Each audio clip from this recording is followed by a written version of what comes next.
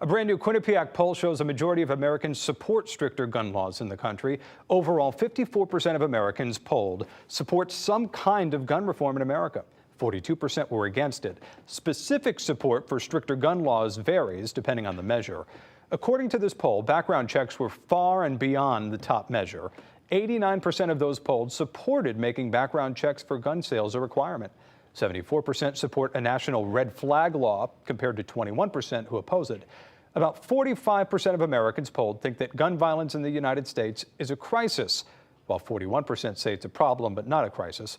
12% feel it's not a problem at all.